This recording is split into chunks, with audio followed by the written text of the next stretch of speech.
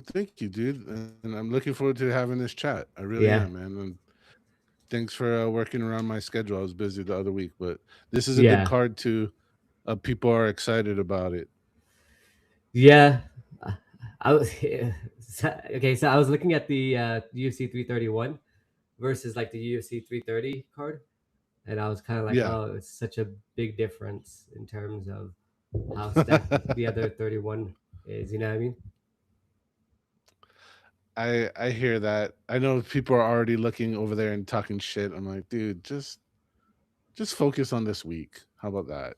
Yeah, It's just yeah. I I've really feel like the modern fan base is really spoiled and somewhat annoying with their prejudgment of events. so talk to me a bit more about that. How long have you been a fan of UFC?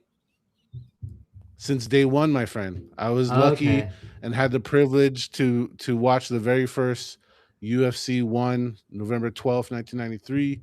My grandparents bought it Oh on wow. accident, thinking it might be a pro wrestling thing. And back then, Ah, long ago, it was a thing. It was a little treat for a young little boy like myself to yeah. watch the old WWF WWE pay per views, and it turned out to be the greatest sport humankind's ever seen, and that was it, man. So So I've you, seen yeah, every phase of the sport, every phase of it. I had two cousins that fought pro, so I've seen the fight game from the inside of it. I've yeah. seen it from the media point of view. I've seen it from the promotion and fight matchmaking point of view. It's been a lot. Like I really, I've been blessed to say I've seen it all. And I grew up in Hawaii, where the sport was on life support in the dark ages of the UFC. Hawaii was one of the few sports that kept it going. So I got Mm, to see all the legends fight right in front of my face. So yeah, man, it's been a big part of my life, my whole life. It's um, near and dear to my heart. So yeah, I think the modern fans are spoiled as shit, and they yeah, complain about everything. yeah. I don't know if I'm one of those. I'm not gonna lie. I don't complain. I like No, to. I want but to be it's so positive good. as well. Like MMA fighting, like those guys on like Mike Heck and Jed Meshew and stuff like that. Like those guys, I feel like are so negative, and I love the sport. So like coming in, I was like, okay, when I create this channel, I want to be like more positive and stuff. So, but I kind of get into this rabbit hole because especially because like the other guy who I have joined me sometimes as well, um, you can get a little bit petty about some stuff, and it's just like and yeah, it's kind of hard to be like, okay, well, I completely disagree with you because otherwise I disagree with everything, So, what do you think about the sport nowadays, like in terms of like the modern current state of where we're at, especially with Paramount and stuff? Well, I feel like there's a couple different parts of that. One, on Hmm. the athletic level, skill set level, the fighters have never been better. Yeah, The actual art itself is at an all-time high. yeah, For the sake of being a fighter, now's a great time. There's more leagues, more opportunities, you know, more like I just said, more chances to fight per year than ever before, yeah. and That's that's a true. great thing. The emergence of the term MMA free agency is something relatively new and that didn't really exist before. So those are all healthy things. Yeah, Now, I'm not really a big fan of the format on Paramount, to be honest. They drag the show out pretty bad. I feel like you can feel the lag in the production now. I know a lot of people were mentioning it about Contender Series yesterday. Contender Series used to be great pacing. Used to be, hey, there's these people, yeah. here's their story, bang, bang, bang, bang, bang, let's get this done. Now it's like, now it feels like another massaged product to eat up contractual TV time with Paramount. So I don't know, give and take, but hey, the sport's growing. It's Yeah. arguably still better all the time. Yeah, that's funny. So I actually missed the Contender Series yesterday, but I saw Bilal Hassan was like a big prospect on there. Um, and I got to watch his fight, and I Yes. watched the other guy win as well, the heavyweight. Heavyweight to me looked good. Um, but yeah, Bilal Hassan's like a big one from that Contender Series. Did you get a chance to watch the whole thing? Yes, I was lucky enough to catch the whole thing. I think the UFC needs to do more of that. I mean, the Yeah, I brutal, think so honest too. truth is there are thousands of other sport washouts every year, every year. So if they would kind of find a way to develop, and I know the NFL seems to be like the most popular crossover, but Hmm. I want to see some NBA type guys, some guys with some reach, some length, and that Yeah, cardio that comes from, like, we all footwork. seen the power from the NFL that's given. Okay, great. Yeah, let's Yeah, see that. Let's see the agility and, yes, footwork, balance yeah, like that Cyril a Gane. basketball player has inertly. Something like, yeah, look, that's a great example. But Yeah, now slightly higher level basketball player and bring it backwards. I think that could be special. I think there's tons and tons and tons of sports. I mean, even baseball players, high level baseball players, hand eye coordination, timing, yeah. rotational strength. I could see some guys. If you can swing a bat and crack, I think you can throw a right hand and crack. And And I they have think a there's some talent there. Waldo Cortez Acosta in like the heavyweight, right? He was apparently like a baseballer before that. No kidding. I did not know that. I did Yeah, not know yeah, that. yeah. That's awesome. WCA. See? Yeah, but that's a great example because you're right. Like he's good at cracking those left hands or right hands. Is it right or left? Yeah, Yeah. His bat from his batting side, right? From his power yeah, side, from what yeah, would be his treasure. That, see? I didn't even know, but thank you for that great example. I appreciate that. Yeah, hell yeah.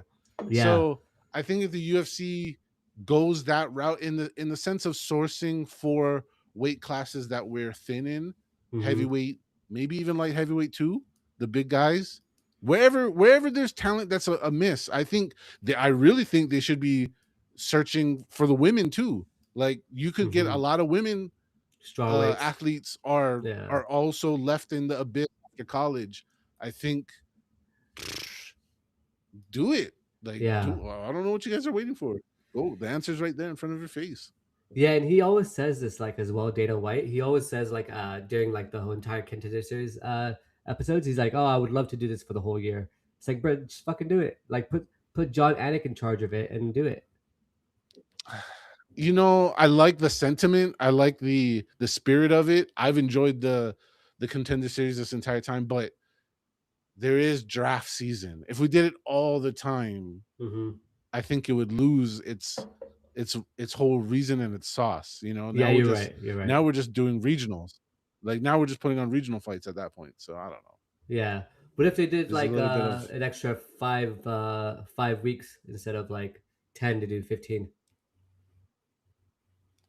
I mean, expanding the schedule, I'm not mad at it. I would like to see it, if you're going to expand it, do it incrementally, because there genuinely is only so much ripe talent from the regional scenes ready to go.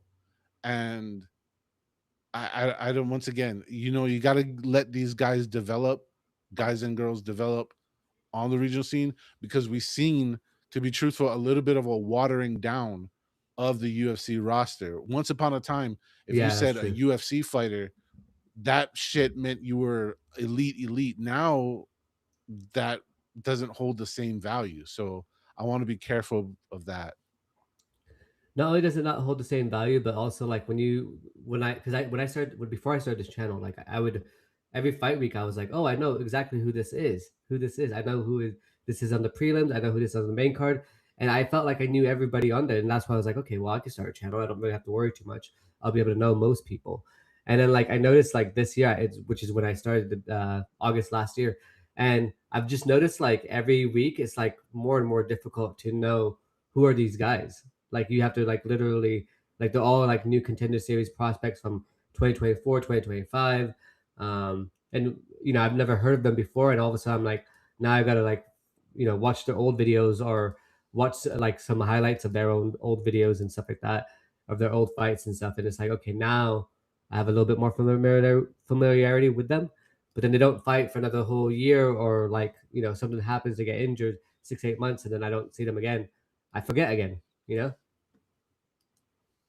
You nailed it, man. You nailed it. There is Yeah.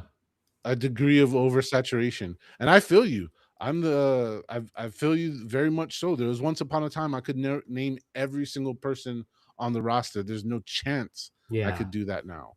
Yeah. And I watch just like you. I watch every week. I try not to miss nothing. I watch the other major organizations. I can't do it. Just it's impossible. The brain, my brain at least, cannot hold on to all that.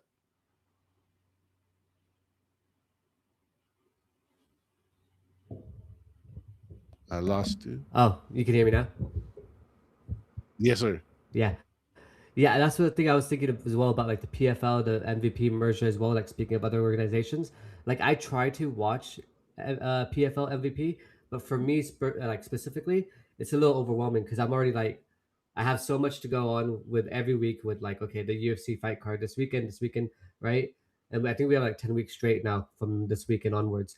And it's like okay now you want me to also pay attention to PFL, which I want to support and pay attention to as well, but it's like how do you like you know what I mean, like how do you like their roster is just different. It's like yeah, I don't know if you like feel the same way, but I just find it a little bit overwhelming with that whole thing, like you know what I mean.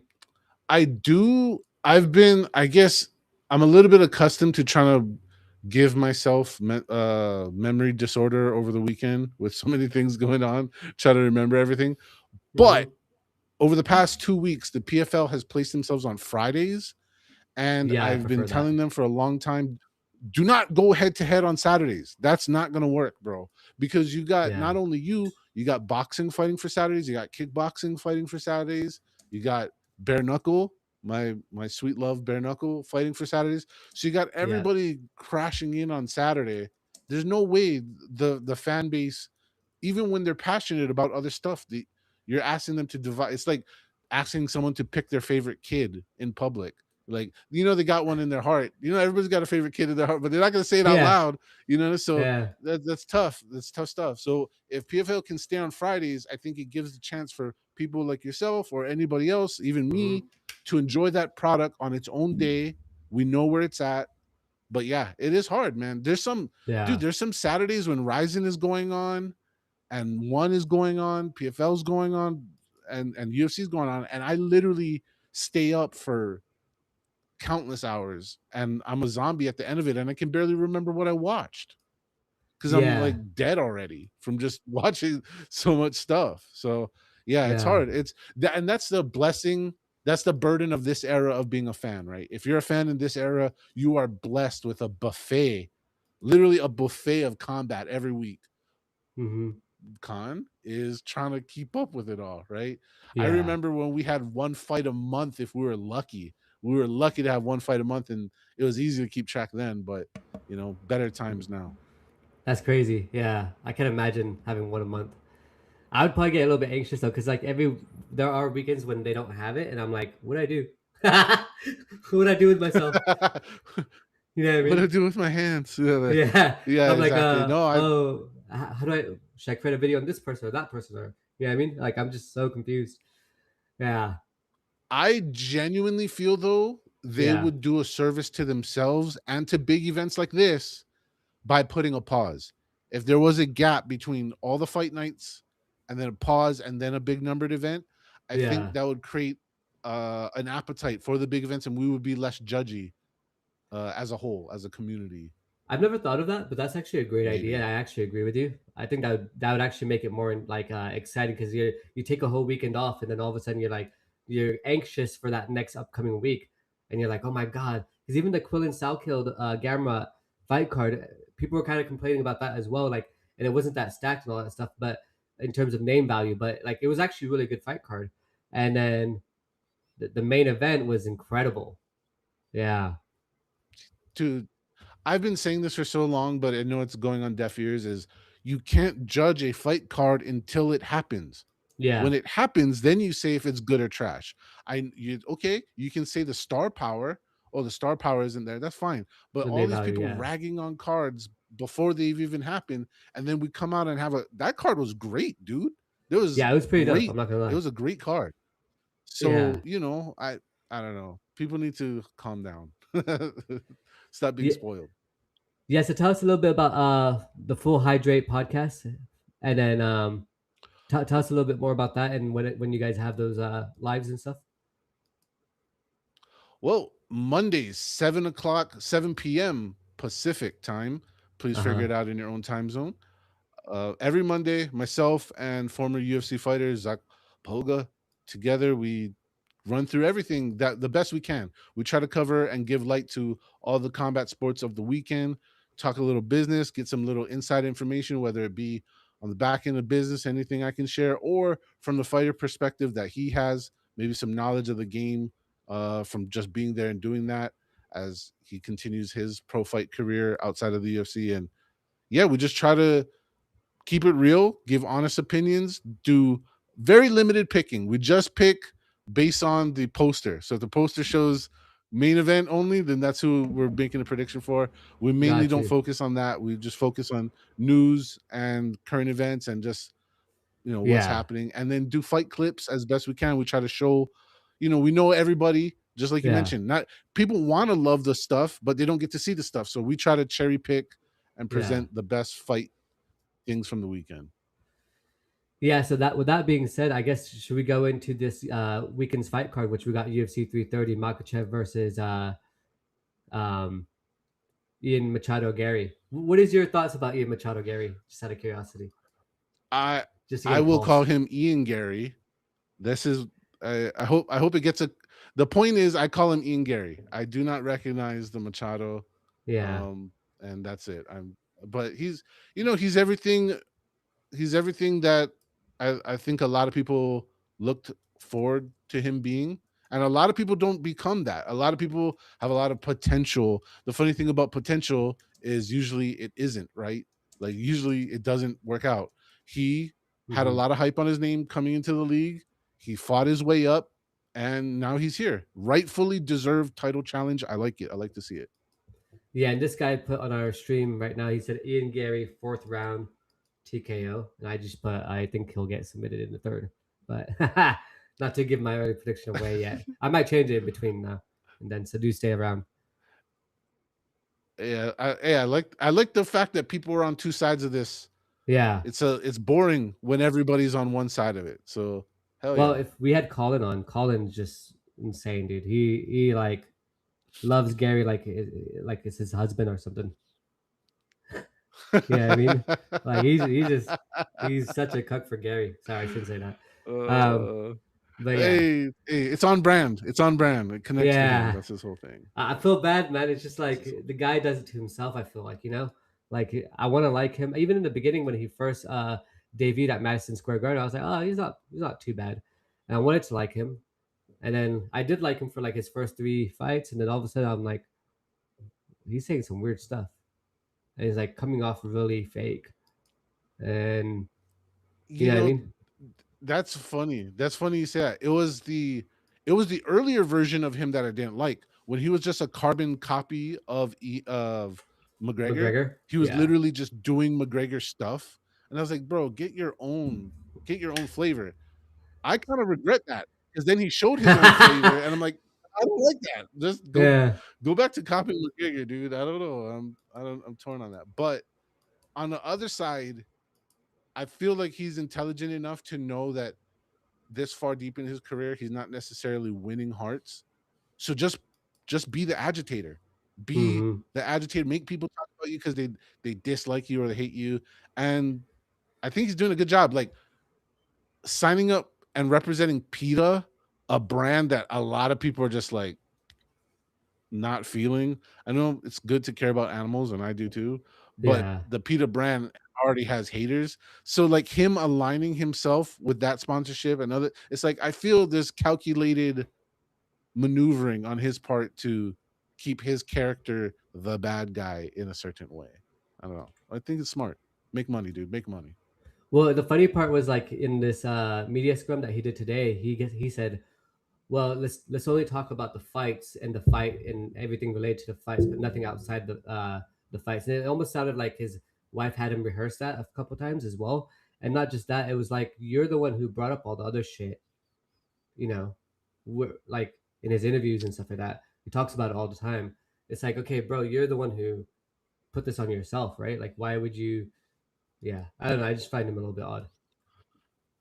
His wife, whether people like him or not, is a smart lady, Mm-hmm. and she is very strategic.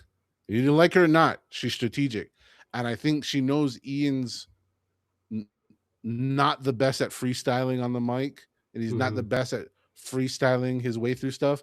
So he is better prepared. He is better rehearsing stuff prior and delivering that. And I think it was somewhat of an intelligent move to know your strengths and weaknesses and stay in your lane and direct the narrative. A key thing of being a public figure is controlling the narrative.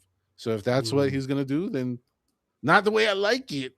I'd rather Yeah. you play ball with the people. I'd rather you play ball with the people and direct the narrative. Be slick like that. But hey, Yeah. I Me get too. it. Do your thing, bro. It's your Yeah. brand, and maybe because he's making money now outside of the UFC with these sponsorships through Matchroom and stuff, Mm-hmm. maybe that's why his wife is like, "Hey, them checks are nice. Keep keep it in a straight line. Don't veer off and get ourselves cut from any future checks." So I don't know. Do you think there's any truth to her predicting the future with that whole WAG book that she wrote?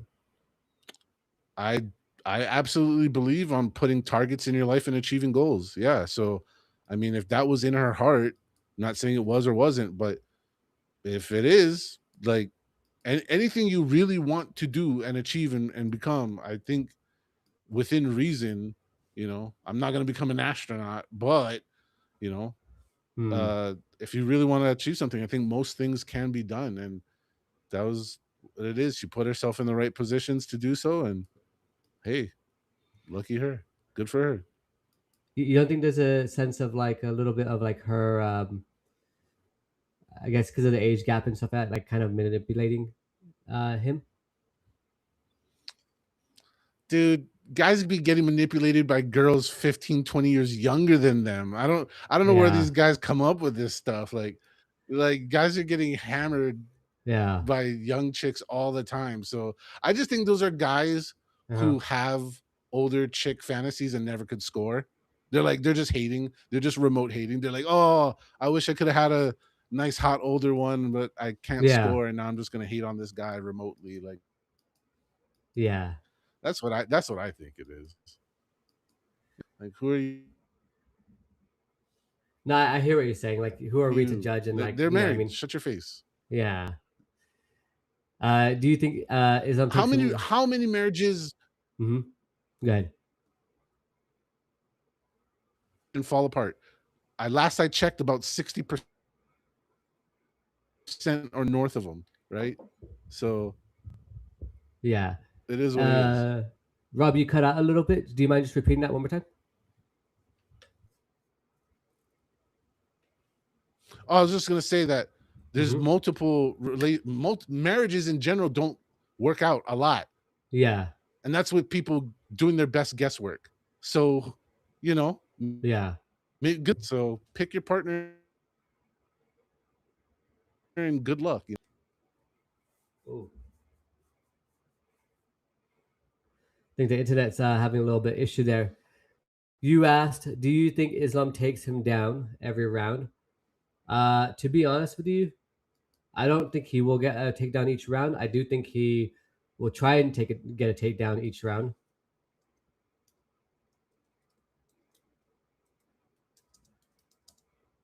Sorry, let me just message Rob.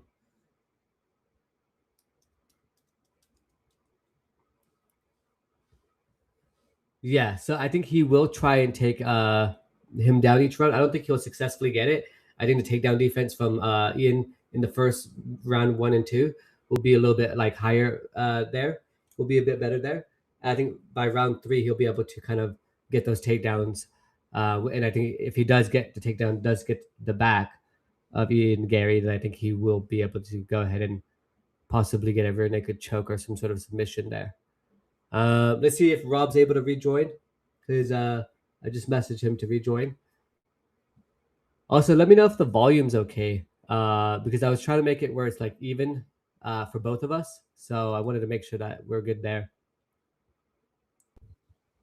You good? Yeah, I got knocked out. It was Ms. Yeah. Ms. Garry was like, "Stop talking about me," and she silenced me. She might be in this. She might Yeah, be our producer here. she's she's everywhere, bro. Um, okay, yeah. So this guy was asking, like, basically in the comments, like, about like this whole Ian Garry situation in terms of, like, you know, he said basically, do you think Islam will take him down every round? And I gave my opinion. I was wondering what yours is. I think the magic of the fight is gonna be the really close to each other Mm-hmm. section.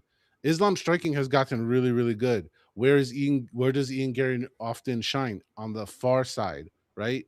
Yeah, It's the illusion or the threat of the takedown that might pause Ian Garry in the entry part or the exit or the separation.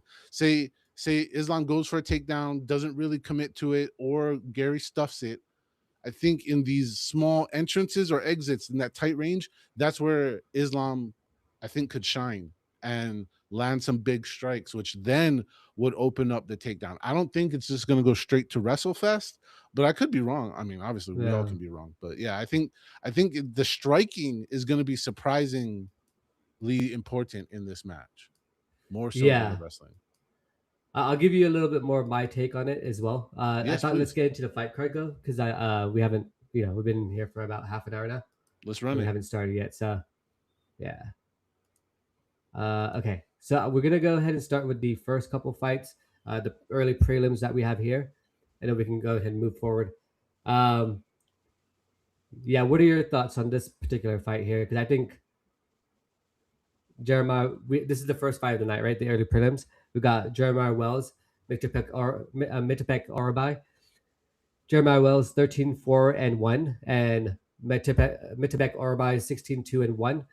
Both coming off of wins, but I feel like, in my personal opinion, I feel like Orolbai basically needs to go ahead and like try and get through that first like round and this that and try to like bring the pace on and use his wrestling towards like the end of the round or midway through the rounds, or towards the end of the fights, like halfway through the fights. He is a minus 900 favorite, but I think if Jeremiah Wells needs to win, he needs to win by like KO TKO in the very first round.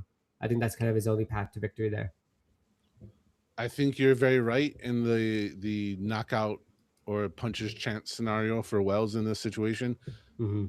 Folks, as a plus 20-year veteran of Las Vegas, my uncle used to run the sports book of the Rio here in Las Vegas in the 90s Okay. and 2000s. Let me just tell you this simple thing. When the bookies put up the wall of negative 900, they're doing that for a reason. There's a protection around their money, and Yeah. just listen to it. It's that simple. And Orolbai's on the rise. Let's face it. Mm-hmm. Wells is a almost could have been story. Orolbai is a hey, this guy could be something special. Yeah, Orolbai all day, easy pick. Yeah. Speaking of Orbai too, like that whole thing, like I'm just kind of surprised that they put him as the opener for the early prelims. I don't know what to tell you on their where they want to put people because there's a couple matchups on this card that I think would be Better earlier on the than main this card. one. Yeah, Yeah. or switch the fighting order around a little bit. This I would like this to be a little later if I was a card creator, but not my job. Me too. Yeah. Yeah. And Orbai Wells is basically like 39, turning 40 this year. So he's kind of getting up there in age as well. Maybe that's it. Maybe they're already like, all right, well, there's His nothing dance we can partner. gain from you. Yeah. Yeah. Yeah. Yeah. Then the next one is interesting too. So we got Neil Magny versus Ramiz Brahimaj. I think I saw him in UFC Houston. I think he was on the Houston fight card. And I think he fought Pune Sala Saliano. Puna Um, Soriano. Yeah. yeah. Yeah, and he got slimed out in that, I think it was like that first or second round, but he is pretty good though, right? He has a couple good wins as well. 13-6 at the moment. He's coming off of a loss as well as Neil Magny. Neil Magny being 31-15, and Neil Magny has that like was it 5 inches reach height advantage, so that's interesting as well as an 8 inch reach advantage as well there. But him being the underdog, It's kind of hard with like Neil Magny because you never know like which Neil Magny is going to show up, and even if he's winning, even if he's losing the fight in the beginning, he can turn it around like he did with like Michael Malott, and then just pull out a win there, which is kind of crazy. So yeah, I kind of have I'm gonna go with Ramiz Brahimaj because I think he's a little bit better, and especially if he uses that relentless pressure, I think he can close the distance and try and basically knock out Neil in the beginning. I like your analysis. I think you have a lot of solid points, and I don't think you're wrong, but I am going to disagree with you on my pick. I'm going Yeah, with Mr. Magny, and my pick is probably just a little bit more sentimental or less analytical based than yours, in the sense of, if you're beating Neil Magny, you're really somebody. Like, there's yeah, no nobodies that that's beat true. Neil. And Yeah, so I like Brahimaj. I think he's super cool. I think he's a good talent. I'm not convinced yet that he's that somebody. This is the fight that does it for me. You get over on Magny, I'm gonna be hopping all over the Brahimaj hype train. But for yeah, now, I'm gonna pick the gatekeeper, because this is a classic challenger gatekeeper scenario. And this time I picked the defense. yeah, yeah. If Neil Magny wins, when do you think he gets it done by? Like, do you think he I, gets it done by decision or? yeah, that's Yeah, that's the route I'm thinking. Yeah. yeah, Thinking okay, But like you said, he could. That's the thing about a veteran, right? He could yeah, find that weakness later in the fight and and break you submit. down, or submit you, or whatever it is. So he's Yeah, he's probing your system the entire time, even if he's riding by on a paper type scenario, riding you to decision. He's still yeah, checking that defense of you the whole time. So yeah, we'll see. Good fight. I'm actually looking forward to this fight. yeah. I'm not gonna lie. I'm actually pretty excited for this one as well. Um, yeah, and if Ramiz Brahimaj can get him to the ground as well, or he gets taken down by whatever reason, if he can see if he could find like Neil Magny's back, I think he can pull out a submission there as well. He does have a good submission game as well. Full respect to that. That's Yeah. a good shout right there. Okay. Next one we got here is Rafael Tobias versus Lucas Fernando. This guy is 14-2, coming off a loss from Brazil, 6'2" in terms of height. His opponent is 1 inch taller than him. His opponent also has like a 6.5 or 5.5 inch, 5.5 inch reach advantage as well. And this is Lucas's debut as well. For Lucas, though, I think he needs to really focus on the elite level like kickboxing that he has. And then for Rafael Tobias, I think he needs to focus on the closing that distance and just kind of figure out how does he get him down to the ground, so to speak, so he can use that grappling to hold him there or like do some ground and pound or whatever the case it is. Um, what is this, the light heavyweight bout? Yeah, I think it's kind of cool that we have some new contender in this light heavyweight division because we definitely need more of those as well. So yeah, I'm gonna go ahead and pick. I think I'm gonna pick the kickboxer, the debuting guy, Lucas. What about All you? right. Right on, right on. To circle back to our comments just a few minutes ago, Yeah, this fight should have been the curtain jerker. This fight yeah, should have been the opener, not Orolbai and yeah. Wells. So I don't know. Just throwing that out there for what it's worth. It's kind of like they have it flipped the other way around, basically. Yeah, Yeah, it's yeah, inverted. All right, yeah, so I know we don't got a whole lot of information on either of these guys. Obviously, with Lucas being his debut in the UFC, relative. I know they fought at other places, but when I don't have a whole lot to go off of either fighter, or I find them really evenly matched, I use a red flag system. And one of the mm-hmm. red flags is I fade debuters unless I know heavy about them. Some fighters come into the league and I know them from other places. They got some hype, they have some credentials to them already. If you're just some guy that they thought was good enough to be in the league, I'm fading your first rodeo, just because octagon shock is real. I've talked to so many fighters, and that first time is the biggest moment of your life up to that moment. And that shit does things to you. It makes you a fighter sometimes that you are not. So I don't know who you are, and if it's gonna make you someone you might not even be, I'm going the other way, and that's my pick. Let's go, Tobias. Yeah. So just to give you a little bit more, kind of looking at his topology, this Lucas guy. So Lucas has won the title in LFA. He also fought. He lost to Azamat Bokayev, which I think is in the UFC as well, as Cesar Almeida, and he lost to those two guys. But then he's on a 4-fight winning streak. So I think it's kind of interesting um, about like what his situation is. He did lose in the Contender Series as well. He's got like 54% of his wins by KO TKO. That's not bad numbers. Once upon a time, being the Yeah. LFA champion meant you were super ready to be in the UFC. That's not the status of that belt anymore, unfortunately. So And when did that change? Do you know? I Just out of feel like curiosity. Yeah. about 5 years ago, Okay. Yeah. so You know COVID, what? like everything else Yeah. got ruined and changed. It was that. Yeah. Um, my first like real fight that I sat down and watched was like the Kumar Usman versus Colby Covington first fight, and that's when I became like, okay, I'm in every weekend type of guy. Um, Nice. but that was the fight that really got me in. But I was aware of Conor McGregor up until that point, and I was like really a big fan of him. But I only know him. I only knew him. Everybody else I didn't even know. I would play like UFC game with my friends, and I'd be like, "Oh, is this Jose Aldo guy even really good?" And they're like, "Bro, is that a dumb question or what?" Hey, everybody's got to start somewhere, my brother. So I'm glad you're on Yeah, the train now. Hell yeah, that's what's up. Everybody's got an yeah, origin story.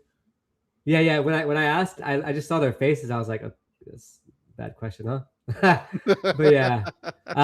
Okay, let's go to the next one. So we got Vicente. I'm actually really excited for this fight because I really like Tresean Gore, and he gave up the devil's lettuce about like I don't know how long ago it was, but I did the same thing like 10 months ago. It's actually just Nice. past 10 months that I've been off of weed and stuff like that. So I think it's kind of cool. And then you got Vicente Luque, who's kind of like that former veteran right here that we have, not former veteran, but like a veteran that we have here. Yeah. And I think Vicente Luque could. I think they could both kind of get it done on the feet if they want to. I think what we want to see is is this guy, Tresean Gore, is he taking it seriously as he said he was in the last post fight speech that he did with the media and stuff like that? Because if not, Vicente Luque is like no sort of slouch there, and if he's like at top form or top shape, he can give him some debilitating leg kicks there and basically force some takedowns and either get that that Darce choke or throw some sort of submission on this on Tresean Gore that could go ahead and basically take him out in that first round. But Tresean Gore has that explosive like power punching, right? And he can use those counter strikes as well. Um, so yeah, I think he can mix in a little bit of the well timed takedowns and stuff like that to put Luque on his back and avoid any extended kickboxing exchanges. But for me, because I love Tresean Gore and I wanted to see him when he won the Ultimate Fighter.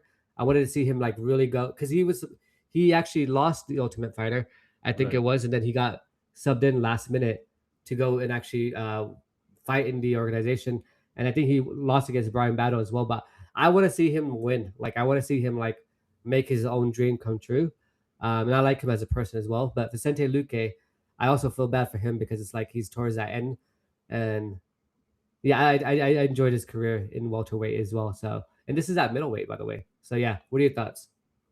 Well, there's a lot going on, and the whole middleweight thing is a big deal, Yeah, and it can play both ways. It can be beneficial to the veteran fighter not having to cut, and for the chin, the durability of the veteran fighter. And that's the problem with Vicente, right? He's used up his tire. If he was a race tire, he's all used up. All his but he yeah, I know what you is mean. a few years ago, if we're talking a straight striking match, this wouldn't even be a discussion. It would be Yeah, Vicente Luque would murder Tresean yeah, Gore. But it's how much durability is left in Vicente now up at this weight class.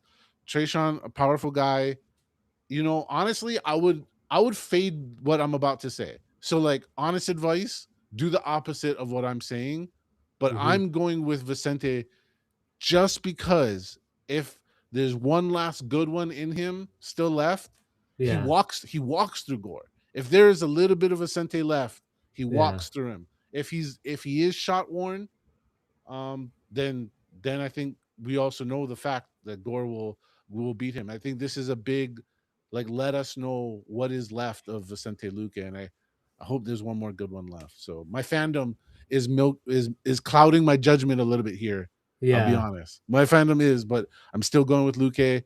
I would fade myself if you're putting money on it though. I was surprised when he fought Buckley though. Like I felt like he almost gave up in that fight with Buckley. You know, when he just laid down there with his like hands over his head, and I was like, I don't, because I didn't see him get hit that hard, but it could be me just being a fan and not really like being in there and understanding like how that must have happened. But what were your thoughts on that? At the time when I saw that, I thought his chin's shot. Like, he can't really take Yeah, shots anymore. It's time, and plus he's had a brain bleed. So I just don't want his life as a human being to yeah, be at jeopardy. So, I was concerned, but he's obviously done the scans. He's obviously done the medical tests, and good. I hope he's good to go. I hope he's game. I hope, like I said, we say a little bit of vintage Luque tonight. There's that phrase, right? Hope we see a little bit of the old Luque, not an old Luque. So yeah, yeah. I that's hear it. you. We have Jay Allen Square here. He basically said he's going to pick Gary Robertson, Energy, Mansour, Ribovics, Alvarez, Fernandez, Johnson. I like Luque, but I can't bet against him on. LOL, he could pop Gore, but Gore could also take TKO him. And then Yep. he picked on Fernando and Brahimaj as well. So Yeah. yeah, Good call, Jay. Uh, this fight is kind of a coin toss. So yeah, from a betting perspective, maybe not one you want to play, because it is that simple. Bang bang. Either way, guy's gonna yeah. drop. One of them could for sure. And he said to you, "What's good, Robbie Nakamura?"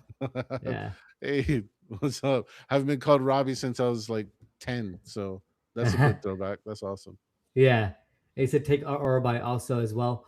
Yeah, let's get back into this because I want Tresean Gore to win. Not gonna lie. Respect. Yeah. Okay, we got Dante Johnson versus Eric Mokaniko. Is that how you say it? Mechanico? Uh, Mechanico? Mechanico is how I would go with it. Yeah. Dante Johnson versus Mechanico. We got Dante Johnson 8-0, Mechanico 11-4 and 1. Both are coming off a win. One has a 2-inch reach advantage, Mechanico, and then one has the 3-inch reach advantage in terms of the punching power. Sorry, the arm length, which is the 3 inches there. I think Dante Johnson kind of needs to use the wrestling and kind of bring on that early onslaught with the wrestling on Eric Mechanico and kind of slow him down towards the later round. So if he does punch him or does get a counter shot off, he's kind of like a little bit more labored, so to speak. And I think if Mechanico wants to win this fight, I think he kind of needs to put that pressure on really, really early with the striking and try and get McConnell out. Sorry, get Eric. Yeah, did I say that right? I think I got that Mechanical. mixed up. Yeah, yeah. Yeah, yeah, get McConaughey out. Um, I think I switched that around by accident. But anyways, yeah. What are your thoughts on this one?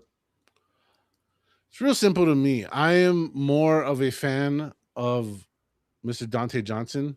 I think he has that it factor. He's definitely got, in my opinion, has the athletic edge over Eric, and that's as simple as it is. I think he's just got a little bit more of the all around athletic goods, if you will. Yeah. Sorry, one of the guys wrote in the Spokeshow MMA. He said, "Getting replaced in real time." Just kidding. Enjoy the pod. Y'all gonna be upset when Ian wins this. Nah. Hey, no, hey, brother Colin, he spoke highly and light in a great light about you multiple times on this pod, man. He's giving you your praise. So I'm in big I got big shoes to fill. So Yeah, happy to let's be not here. tell him that. Let's not tell him that. Got to put the pressure on him. Keep the pressure on him. Sorry, go back to what you were saying about Dante and Merconico. I apologize. No, it's nothing. It's just, in short, Yeah, Johnson has more of all the things in the athletic department that I want to see as a fighter. I don't know how good he is as a on the 40-yard dash or the bench press against each other, but as Yeah. far as fighter athletic ability, Dante Johnson's it, dude. I'm looking forward to this, and he's my pick. Yeah, I think I remember seeing Dante Johnson as well, and I think he looked really, really good in his last fight. And I remember seeing because this guy apparently Mechanico is coming off of a win, but I remember his last fight that I watched was him get losing the fight. So I wonder, you know, what I mean, I wonder how he's gonna do in this fight with because this Johnson is not, you know, no slouch, especially being undefeated as well. No, and he hits. Yeah. Yeah, okay, so I remember this guy. So he fought Cody Brundage last, got a split decision win over it.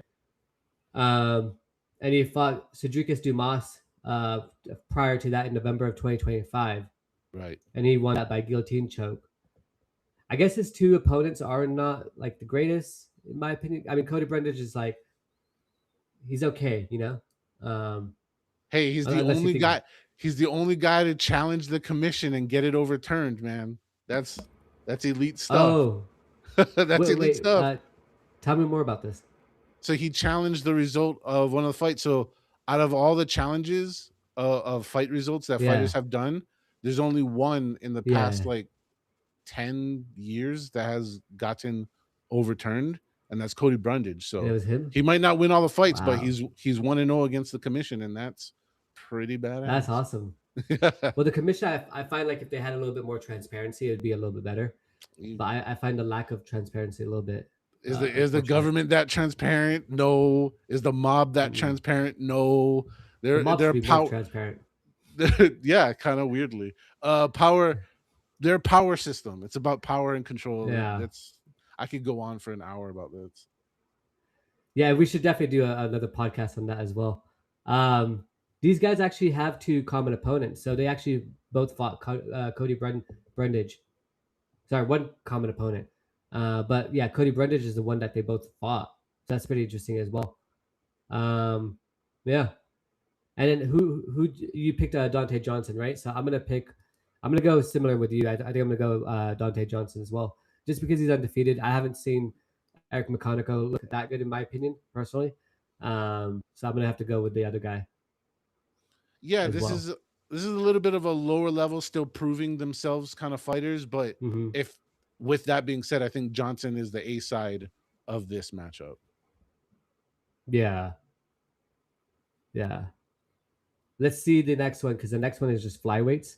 We got Charles Johnson, who I think fights like every weekend almost at this point. You know what I mean? And then Yeah. we got this debut in here, Eduardo Chapolin.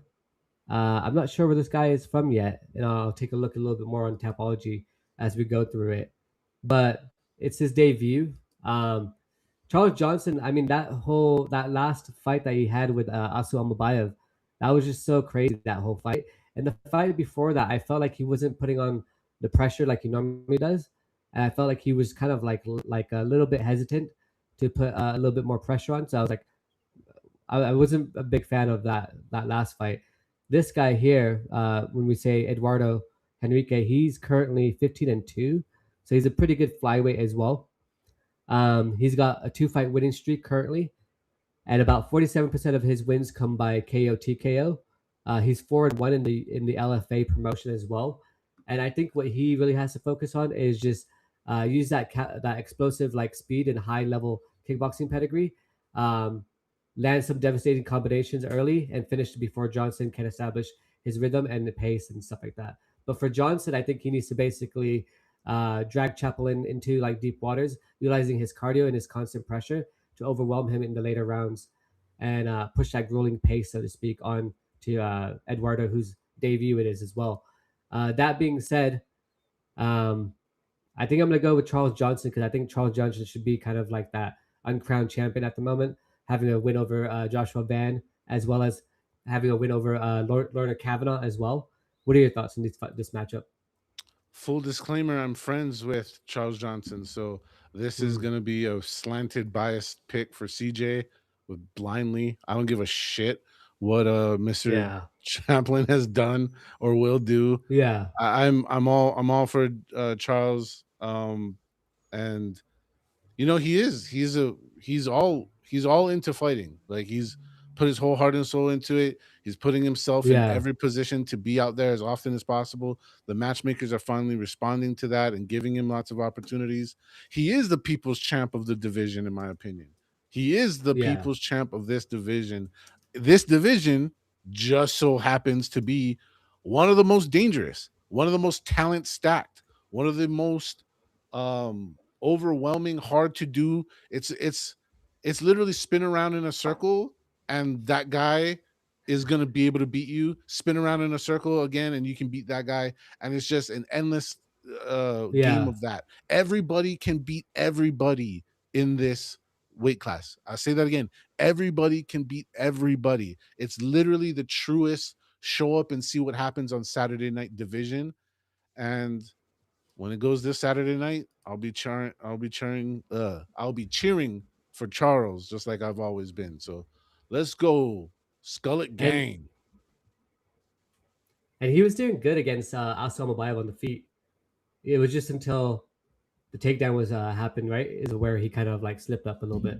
Yeah, I mean, the guy's ground game was nasty.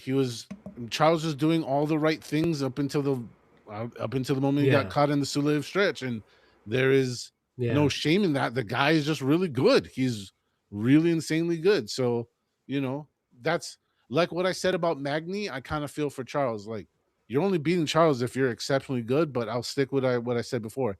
Everybody is blisteringly talented in flyweight. Yeah. So good luck to him, obviously, and good luck to everybody in that division. But yeah, let's go, Charles. Let's go, Charles, the uncrowned champion. We should make a t-shirt for that. Uncrowned champion. That's it. Um, so this guy, actually, Joe Alvarez, is actually the one who was in Islam Makhachev's training camp, which was kind of funny. And then Islam said that he was trying to throw this spinning back elbow, and he was like, wear some pads if you want to do that, because none of us want to get injured here. Chidi Njokuani, I like him a lot as well. He's 25-11. Obviously, Joe Alvarez just lost to who I forgot whose last loss was to, but it was a pretty significant one. But he's currently 23-4, both coming off of losses. The other ones from Joa Alvarez from Spain, Chidi Njokuani from the U.S. He's got one height advantage in terms of Joa Alvarez, and he's also got a 3-inch reach advantage as well in terms of arm length there as well. For Chidi Njokuani, I think he needs to really dictate the striking exchanges from the outside using his elite Muay Thai and vicious kicks. I think he also must use his footwork to avoid the clinch and stay off of the ground at all costs as well. For Jose Alvarez, I think he needs to use his size to walk through Njokuani down and forcing like the grappling exchanges as well. I think he needs to secure his takedown or drag the fight into the mat from a clinch, where he can use like that lethal submission game and become a little bit more of a massive threat there. That being said, I want to go with Joel Alvarez because he's like new to the weight division, new to the division as well in this weight class. I think he had just one fight so far at welterweight, and his last fight was against Yaroslav Amosov. Jeez, that guy's good too. So I think between his last opponent and the opponent he has currently, I think he can get it done against Chidi Njokuani. Solid takes there. I think it's imperative for him to be at this weight class because he was just missing at lightweight. He was just Yeah, blatantly missing by a whole lot of pounds. 7 pounds in one case, I believe. He belongs here. There's no, I mean, he just cannot do it. He wasn't even doing it when he was doing it. On the other hand, Chitty is a pretty big dude in real life. I've had the pleasure of meeting him on a couple occasions. Really you nice, have. really humble guy. But, you know, he has unfortunately he has the same gift and the same downfall as his older brother. Anthony Njokuani, also killer Yeah, on the feet. Murder you on the feet, very what's the word? Susceptible on the ground would be the most nicest way I can say it. And it yeah, doesn't it doesn't seem like that area of his game has developed. Now, when you have two guys who their ace card is the same card, being long, being able to strike like these two guys, we often Yeah, see the fight flow into the B category. What's your backup skill? What's your other thing you got going on? And if Alvarez is rolling around with the Makhachevs of the world, I'm going to have to hope and believe and imagine, I wasn't there, I don't know, but that some of that wrestling craft had entered the playbook. And I mean, Chidi that's had to true. know from getting into the game, looking at his older brother, that that was part of his game he needed to develop, and he hasn't. So I'm just gonna Yeah. defer to Alvarez, being that he's associating with himself with the people he is, and just infer and hope and pray and guess that he's picked up some skill set there. And I believe that is going to be where the matchup is. A lot of people are saying, "Oh, this is going to be a banger. This is going to be a firefight."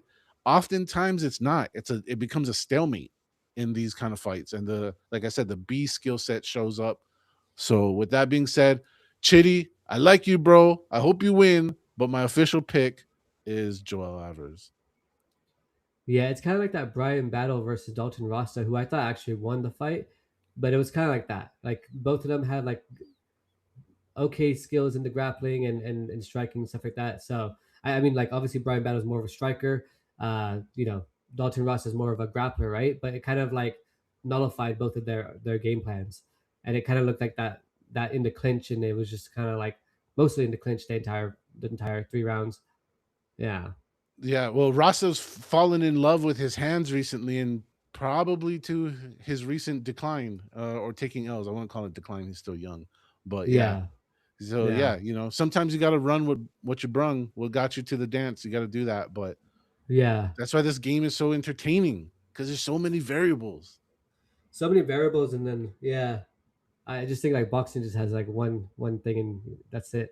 Its own But beautiful, yeah, stupid thing. I love boxing. I yeah, didn't mean to I call it hate when stupid. boxers call themselves fighters. It's like, bro, you're not a fighter. Hey, you know what? If all we did was kick each other, like Taekwondo, I guess I'm basically highlighting. That's fighting. I don't want to take away fighting from anybody that competes, but don't try to shit on the hardest version of fighting, which is Yeah, MMA. fair Right? play. Like Yeah. I'll respect your sport. Don't come disrespecting this one. That makes no sense. Cause none of you guys except the ladies are coming over to Hmm. try MMA. All the guys are awkwardly silent. The last guy that tried was James Toney, and we all saw how that worked out. It didn't. Hmm. So until you brought to start coming this way, let's hold off, right? It kind of reminds me of that Bobby Green thing that just happened recently, right? King Green. Oh, dude, Uh, yeah, loved it. Loved that there yeah. was a representative in that set. But have those guys come to MMA. Let's see you try a MMA sparring. Let's go. Like I would So, love to see that. And they wouldn't hold water. It wouldn't even happen. but credit to the guy who he just sparred with boxing yesterday. So the guy actually did do a quick grappling round with King Green and got Oh, I submitted didn't like see it. I immediately. didn't see any of this. Yeah, he got submitted immediately, but I was just happy that he did it, right? Because at the beginning he was kind of like making excuses, saying that he's never done it before, so he doesn't know how he feels about doing it now. Maybe he can have a little bit of training and then they can go. And do you mind if I show you? Oh no, please do. And yeah, Yeah, I give everybody credit who gets up and goes and tries it. Go and try yeah. it. Go do it. So the Adrian Broner guys, I felt like they had too much ego, in my opinion, and they were a little bit salty about the whole situation. But this guy was like a class act, like Arnold Barboza. He basically went ahead and got like got the got he defeated basically King Green in the boxing itself. However, when it came to the submission, like in the grappling and stuff like that, he did do it. So I give him props for that. But yeah, we'll go ahead and watch this clip. No, I ain't sure here, dog. Hey, stop being racist. Oh shit! Oh shit! Oh! Let's go! Let's go! Tap out! Tap out!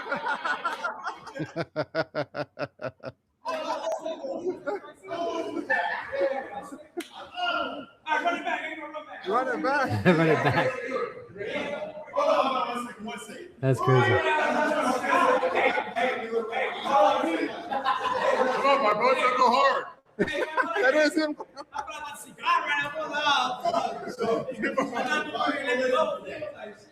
Act making life depend on it. Mine is so long, and you won't realize how time works. We were in 5 seconds. We need T-City. We need T-City. Hey.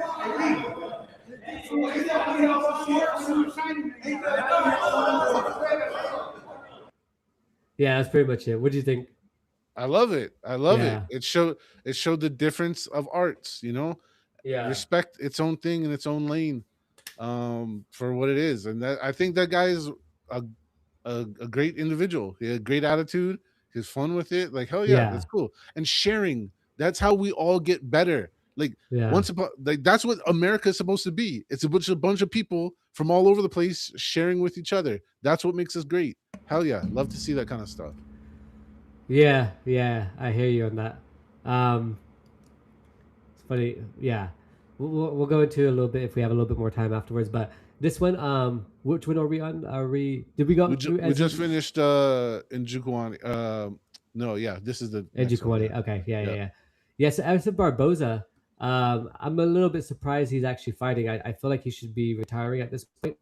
However, he is currently 24-14 altogether in his record.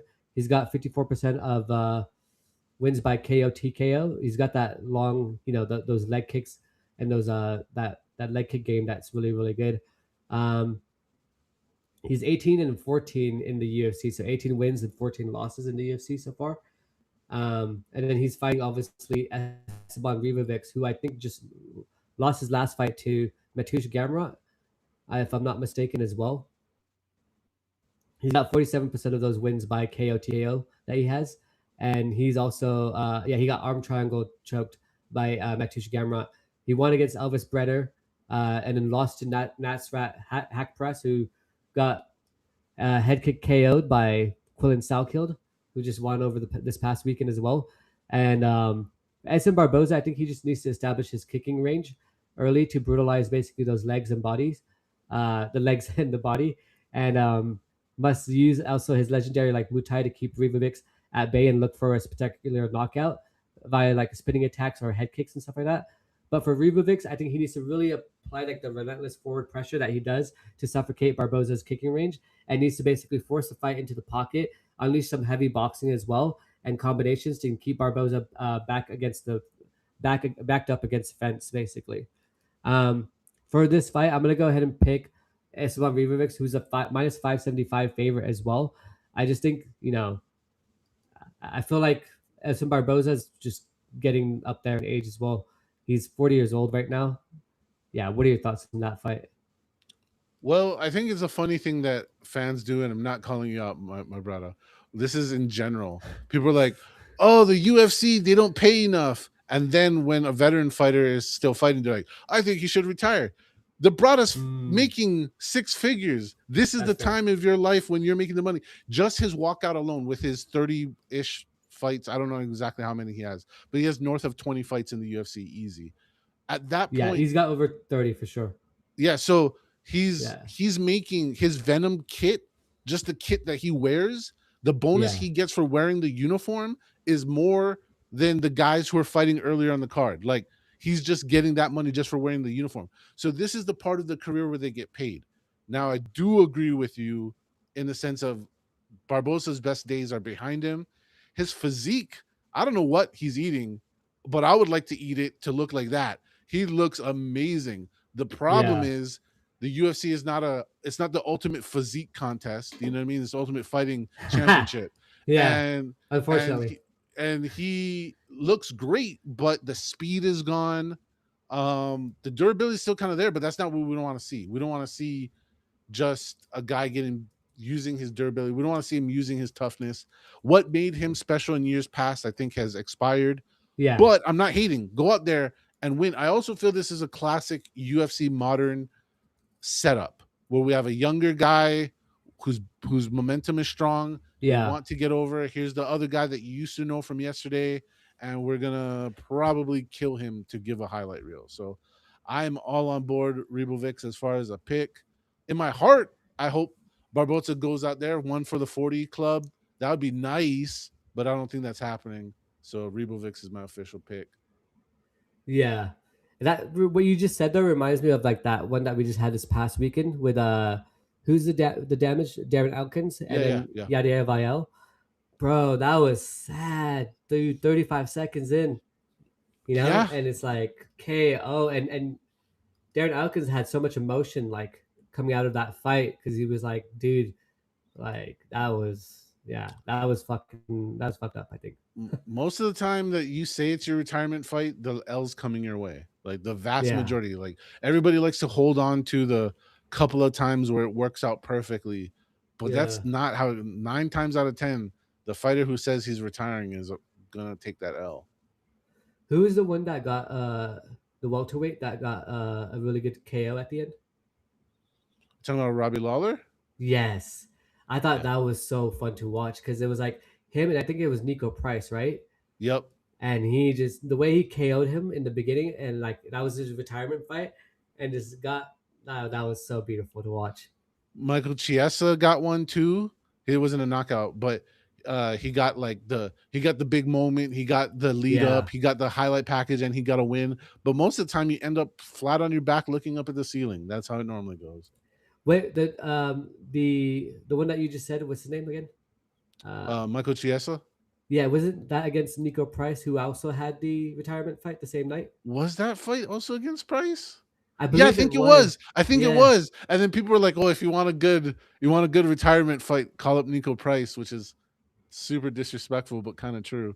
Well, it was weird because he'd never like I think teased it prior, and then he all of a sudden said, "Hey, you know, this is," and it was almost like he was kind of taking Chiesa's moment away, and it was like, dude, let him have this moment. That is not true. He had stated earlier in the week that he was retiring, but the UFC decided to just ignore the shit out of him, put all the light on Chiesa's retirement, and just gave Nico no love, which is one of the dirtiest moves. I get it. It's kind of hard to sell a double retirement fight. I get that, but like, come on, man. Like, I don't know. But I think the difference is like Chiesa said it like weeks in advance, like almost a month in advance. You know, whereas, Nico said it fight week. Yeah, he said it fight week, and I think that was their kind of thing. Like, you know, if he would have told them like a little bit sooner, he could have possibly had that like video package as well lined up. But I mean, I'm surprised they didn't do it for Darren Elkins though, because I was like, Darren Elkins, bro, like, he's a good guy. Yeah, I mean, he's given good fights. I mean, they gave him a highlight reel, an extended highlight reel, and that's, I mean, it's not like he was ever a title challenger or anything. No disrespect to him. He just put on really fun fights. So the UFC don't care. Can I just be honest? They don't really Well, I think care. It's just because they're a business, like, you know what I mean? Yeah, they don't have the luxury of caring. They don't care. They never did. Nah. Yeah. Unless you make money for them, then they care a little bit. But unless you're selling merch, they don't. Next, that's what they do. That's their policy. Yeah, definitely. Yeah, it's kind of like that early life cycle, right? If you have an extensive career in the UFC, you're pretty lucky. That's it. You know, the average UFC career is 8 fights. That's actually pretty higher than I expected. The average turnaround is that the median? I think the median's 8. I get the numbers mixed up, but yeah, it's not a lot. 8 fights. That's only 2 contracts, 3 contracts. That's the average. You're out of there. That's not a lot, you know. Yeah. To even make good money off your you got to see 20 fights. That's when guys who make good money. So that's not a lot. Yeah. Yeah. So we both picked Esteban Ribovics as well, right? Yes, sir. Yeah. Okay, let's go into the next one because we have Mansour Abdul-Malik, who just lost his last fight. Now, the guy who he lost against, I thought was freaking incredible. He's a guy who actually fought Izzy in kickboxing prior to this as well. And I just think he was such a good fighter. His name's Yusri Bulgaruri. I might have fucked that up. But this guy here, Abdul-Malik, is 3-1 in the UFC so far. He's coming off of a loss as well. He's now 9-1 and 1 draw as well. His opponent, Dustin Stoltzfus, Stoltzfus. is 16-8-0. Both are coming off a loss, basically. Monster Abdul-Malik has a 2 each height advantage and also a 4.5-inch reach advantage as well.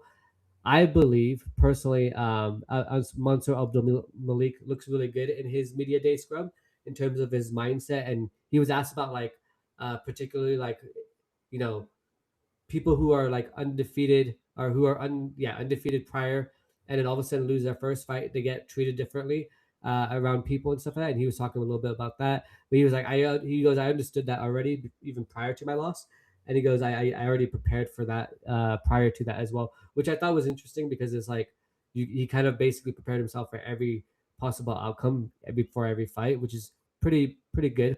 I think he needs to basically impose his dominant grappling immediately, secure early takedowns as well to win this fight, establish the top control, and unleash some of that heavy ground and pound, as well as try and breaking his opponent down. I think for Dustin, I think he needs to keep the fight standing, utilize lateral movement to avoid the cage, and also must stuff the takedowns as well to rely on kickboxing, so he can use that output on the feet on in terms of Mansour Abdul-Malik and try and get him out there as well. Personally, I think Mansour Abdul-Malik is still undefeated, even though he lost the last fight and he did get his ass whooped. But I'm gonna pick him for this one. What about you? You're holding records like Tapology now, huh? Yes. Yeah. Yeah. I had to do it. Now, bro, I don't even like ripping on fighters or being disrespectful at all because they're here and they got skills. Yeah. But Dustin Stoltzfus has been just kind of lackluster in general, and sometimes he does silly mistakes in fights, and I just can't trust the guy. I just can't trust what performance level. And if I was to really break down and be like, do a good job like you, do a breakdown of what he could or should or maybe could consider doing in the fight to pull out a win, I'm gonna be dead ass honest and say I don't even think he could do it. His athletic ability is rough. He's not really coordinated. He's not Yeah. he's not overwhelmingly strong. He's not overwhelmingly fast. He doesn't have like an iron chin. Like if you I don't even know if he's on the UFC game, but even if he was, he would be like a 2.5 star. Like all of his attributes would be really low. There's nothing that stands out about him. With the most respect in the world, I'm not trying to dog the guy. So with that being said, I just don't see a way. I don't see a way he wins. So my pick is Abdul-Malik. Yeah, I think for Dustin, he would have to kind of use like Ian Machado Garry's like game plan, so to speak, right? Keep himself on the outside and use that lateral movement and stuff like that. But like you said, like I don't see that from him either. Like I think he would kind of like almost like trip on himself, and then maybe get like what I mean, taken out by Mansour because he like sees the opening there or something like that. So that's kind of how I see it as well. I mean, what I do is before like each of these fights, I look at like the paths to victory for each of them and try to like create something for each fighter. So that's how I kind of like read off of my notes and stuff like that. And that's where I'm getting all this stuff from by the way. But that's like even when I like was reading this one as well, like for Dustin, I was kind of like almost like I don't know if you saw it in my face, but I almost like lost my train of thought because I was like, I don't even believe any of this shit. Like, but I want to give them the benefit of the doubt. So I'm like, okay, if he could win, this is how you'd have to do it, Yeah, hey, good job being fair and trying to give light to both sides. Yeah. I am gonna do the opposite and just say it's all Malik and Stoltzfus. Good luck, bro. I hope you don't get hurt. Have fun out there. Yeah. Have fun out there. It might be his retirement fight. Who knows? Jalin Turner. I think he was on the prelims prior to this. I think they just moved him to the main card, which fucking deservedly so. Like I couldn't believe they had him on the prelims prior to this, and it just seems so dumb to me. I love Jalin Turner. I love the fact that he retired. I love the fact that he decided like, what the fuck did I retire for? I'm going back. Comes back and like wins his next fight. I think he's an amazing fighter. I think he was a great fighter even before he left and retired and came back as well. And I mean, his opponent to me is kind of odd because I don't know who the hell this guy is. But Jalin Turner is 31 years old at the moment. 73% of his wins are by KO TKO. He's currently 8-6 in the UFC, so it doesn't look that great. But he's won some incredible fights. I think he also lost some fights that he could have easily won, like the one against Fernando Moicano, the one against Dan Hooker, the one against Mateusz Gamrot. Like those 3 fights, I felt like he could have definitely won those fights there. What I find interesting about him though is that he's going to be. I think this fight, if I'm not mistaken, this fight is at welterweight. It's a lightweight belt. Okay, I apologize. I take that back. I thought it was supposed to be at welterweight, if I'm not mistaken, but I guess it's at the lightweight there. The way I see this happening, which I'll go off my notes here, is him maximizing that immense height and reach advantage, using that fight long sniping type of punches with his kicks as well, and keeping Fernandez basically towards like the end of the bay of his strikes, and then Fernandez basically needs to attack Turner's base with heavy leg kicks, use some of the explosive movement to bypass the reach disadvantage, and needs to get inside the pocket and land hooks and secure a takedown as well. So it's kind of like that grappler versus striker fight, so to speak, in this particular case. And, Jalin Turner has that 4-inch reach advantage as well. So he can really, if he can use that Ian Machado Garry type of fight style to kind of win this fight as well, similar to the previous one. Yeah, what are your thoughts on this fight? I like Kay Fernandez, and I'm not going to be surprised if he wins. If he wins this fight, I won't be surprised. But I am openly, admittedly biased to Jalin Turner. I think he's a cool dude. Yeah. I am not friends with him. I can't take that claim, but I am friends with someone who is friends with him. So I will to make that claim.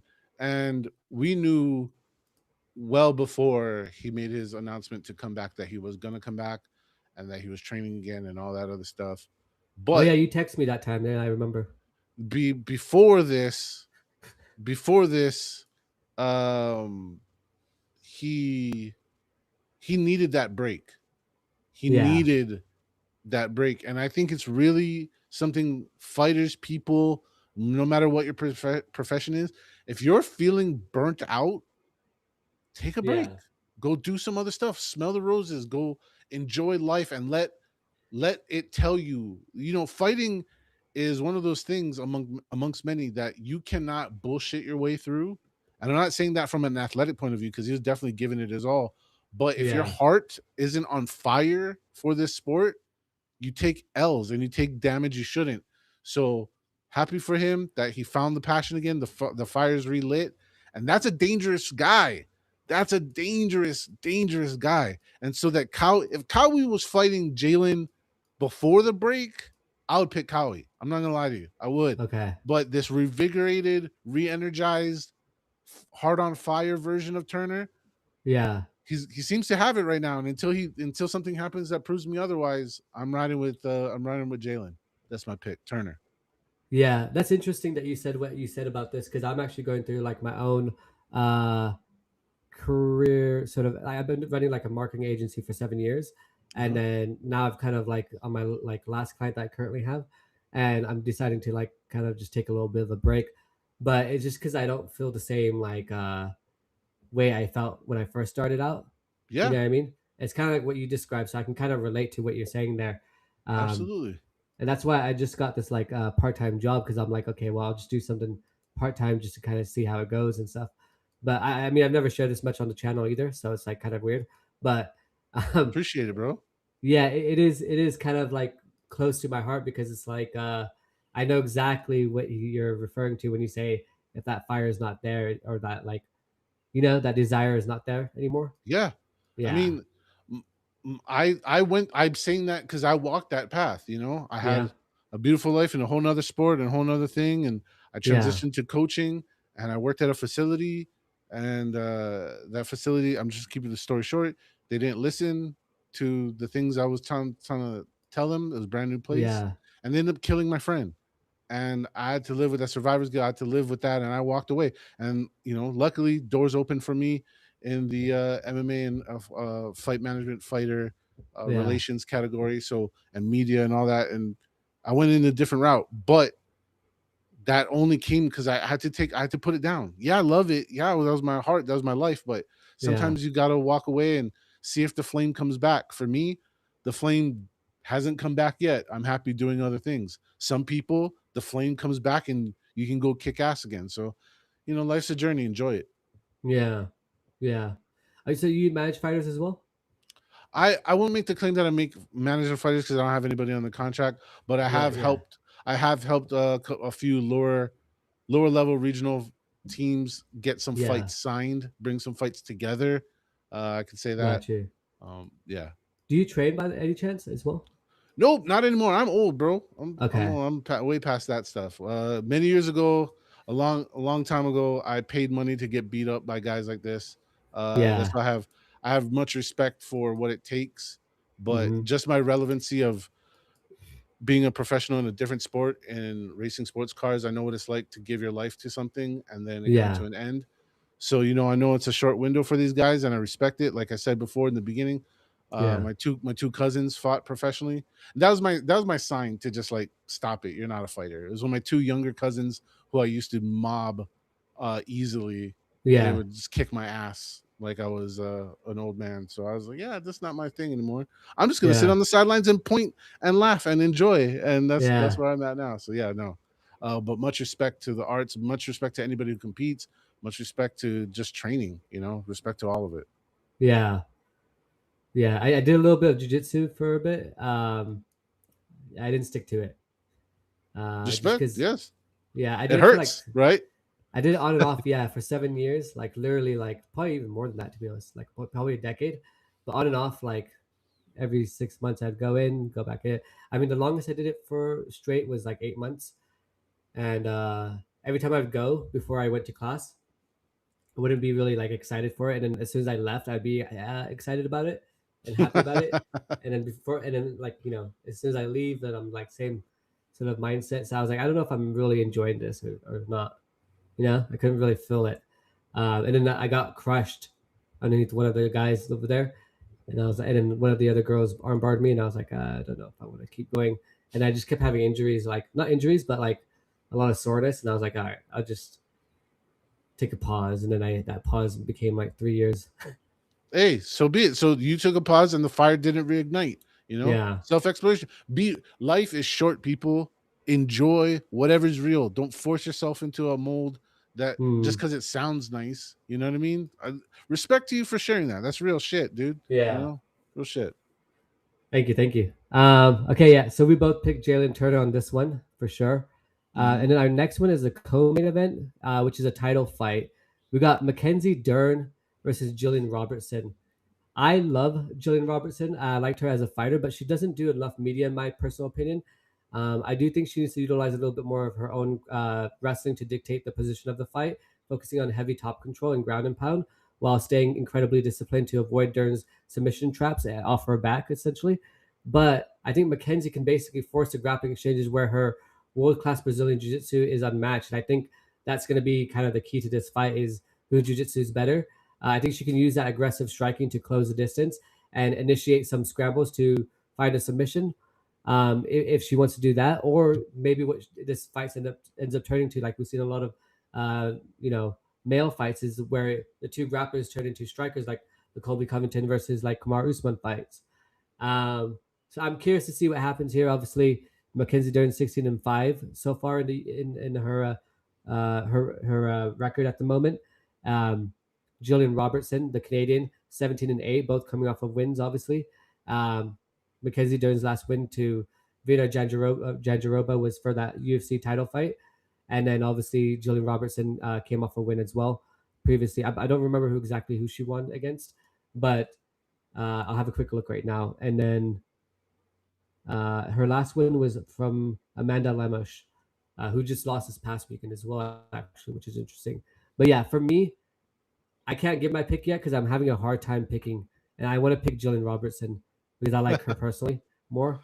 But I wanted to hear what your thoughts are first before I give my final pick. Well, a lot of people have broken down this fight in a good way, in the sense of these ladies. A lot of the good ladies in the modern era are grappling heavy, grappling aces. I get it. But my problem is that Dern inherited that belt in a way, right? She didn't win it from the champ. It was a vacant belt. It's not her fault. It's not her fault. Okay. Yeah. Life happens, things happen. Weili moved on. But there's no spot in my mind that imagines a scenario where she would have beat Weili. So Yeah. she, and not saying Robertson would either, but I'm just saying, so her champion status to me is a little iffy. And when I really think about it, and I said this on my podcast, so I'm slightly recycling a line, but it's okay, is that when you look at both these fighters, only one of them has landed 12 to 6 elbows to the butthole, and that's Gillian Robertson, you know? And I Yeah. hope she lands those 12 to 6 elbows, not necessarily To the to butthole. the butthole, but we see basically what I'm trying to get to is her ground and pound. They're both grappling good, but she has Yeah. a little bit of essence of ground and pound that Dern does not have. Yeah. And Exactly. in a damage based criteria scoring system, I Yeah. think that could give her the edge in rounds over a 5-round affair. Now, to give good something good to Dern is Dern has done, I believe, more 5-rounders than Robertson's had. So Mm-hmm. that's a huge hurdle for athletes to overcome. You can train for it all you want, but until you do it, and I've heard it from plenty of people, until you do it, you don't really know how to calibrate yourself, how to hit the gas pedal, how to apply yourself until you've been there, done that, and know that your cardio is right and how to apply it. Because you could be in perfect shape, but you blow your load, so to speak, as we say, and Mm-hmm. then you're doomed. So, Dern is a champ. She deserves her spot, but I personally am just picking Robertson just on a slight edge. And I mean 51% to 49. I'm not very confident. Out of the whole card and all the things I've said today, my least confident pick. But let's go, Jillian. Let's go. I think what's interesting with this fight is that you have Dean Thomas, who's like all about like what you said earlier, is that damage, right? And then with Mackenzie Dern, I don't know if you saw this sort of like period of her time in the career, but like she looked really good in one of her fights, like 3 or 4 fights ago, for the with the striking. But then she came in the upcoming fight, the following fight after that, and she looked completely like horrendous. Her striking, like it just looked like she was like throwing hooks left and right, but she didn't really know where she was aiming.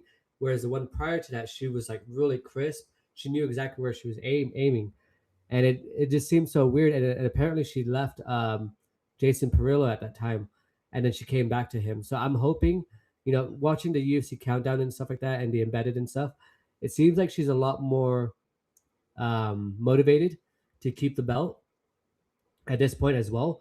But what you said earlier as well, if Zhang Weili, who I think Tatiana Suarez, I think is amazing, by the way, and I think if Tatiana Suarez couldn't win that fight against Zhang Weili, I don't see how Mackenzie Dern could have won against Zhang Weili. However, yeah, I'm gonna have to go with Gillian Robertson as well. I think she's the real deal, and I yeah, I like her. Yeah, respect to that. Good call. I think there's a parallel line between Gillian Robertson and Ian Garry, not in any fight sense, but in the sense of they earned this title fight. The very most legit contender in this moment, in my opinion, is both those people. Right? Yeah, Ian deserves to be fighting for the belt right now, tomorrow or Saturday, excuse me, yeah. and Robertson deserves that shot right that she's having right now. So yeah, good stuff. Legit championship match. I think whoever loses this fight, they're gonna fight Fatima Kline, which I love Fatima Kline. I'm not mad at that. Not mad at Yeah, that at all. that would be sick to see because I think Fatima Kline would win whoever it is, and then go to the championship, and that would be so sick. I'm not gonna lie, I'm like low key since Fatima Kline, I'm like excited about this division, strawweight. Yeah, That's it's good. Good that you have yeah. a fighter you can attach to make the division more exciting. I don't really have favorite fighters anymore. I've Besides heard a lot Max. of people say this, by the way, who are like big fans and stuff like that. Yeah, like or who've been like fans for a while, because they say like you don't want to get emotionally attached to any fighter. Well, the thing is, all of my favorite fighters have retired 3 times over. I've watched Yeah. multiple generations come and go. Like, I'm holding on desperately to my brother, Max Holloway, like, and that's because, we're Hawaiian, so I'm like, "Oh, Yeah. come on." But, like, I have a little bit bias to the Hawaiian fight, but everybody else is like, it's if I have a personal connection, like Charles Johnson, personal connection. I'm extra. My fandom's a little extra for him, but I Yeah. respect all these people. I think they're all great. I enjoy all of them. It's hard Yeah. like something you said earlier. The roster's so big. I'm supposed to love 500 people. Like, it's hard. It's hard to love all 500 people. It's hard. Yeah. Yeah, definitely. Definitely. Um, I think that's why it's important though. Like, and I'm kind of like one of those fans where I like the WWE ish version of like the UFC is because I like those people who like call their shots at the end. Like Quillen Salkeld, I love like, and he's always called his shot. I was a little bit surprised on the last one, and I didn't mind it to be honest because he was a big fight for him. But I did think like after Mateusz Gamrot, he would call out whoever he wants, and I think he didn't really think about it because he was like crazy about like the whole matchup itself. But BSD is like the perfect matchup, you know. I would have been like, "Hey, BSD, get your French ass over here." No, I'm just kidding. But or your French fries over here. Nice, nice. Mic time is a very valuable asset. Some people use it well, some people don't. Yeah. Maybe at this point he's like, hey, I've proven myself against high ranking guys. Just give me the highest quality fight. Yeah. Don't lock himself into a fight that might take a whole year or Yeah. longer to make happen. So who knows? There's a lot of moving Yeah. parts there, but I see what you're saying. It's a good Yeah. point. Like Manny Moicano, dude, that guy is so much fun. You want him to win just because you want to see that mic time, and I think the mic time is actually probably more important than the actual fight itself sometimes. But yeah, that like Manny Moicano, Moicano needs some money. Like he's just so funny, and he's like, my dad just had a baby. I'm gonna have another baby. Like he's just hilarious. Like he's Yeah, just so funny. the people who Yeah. do it well do it extremely well. And Yeah. to your point, mathematically, we don't know everybody's contract, but most people are fighting for less than 100 grand. You know how much it costs for a 30-second commercial, couple Yeah. $100,000. So you got your 30 seconds, use that shit. Yeah. It's valuable. It's big time. So yeah, absolutely, dude. That's why I liked Izzy a lot. Like I didn't like him as a fighter in terms of his fighting style and in terms of like during his championship reign, I just thought he was a little bit lackluster and he would talk like a big game and then not deliver. But what I did like about him is that every time he got that mic, he would use it to the maximum. He would call it the next up and coming contender. And then even when he fought Alex Pereira and he got that knockout, I thought that was incredible. Like the way he did it at the end. Although it didn't, like in hindsight, it didn't work out that well. But you know what I mean? It was really good, like the way he did it. And like he inspired a lot of people in that moment. Yeah. If I had to pick my favorite mic time guy right now, it's Josh Hokick. I love Josh. Okay. Okay, thank that, you. That guy just Yes. pisses he either gets people to love him or piss him off, and that's the important part, is you're getting a reaction. If Yeah. you use the mic and people forgot about you, fail. Use the mic and people remember your name, they want to say some shit about you or give you love, well done, solid stuff. Yeah.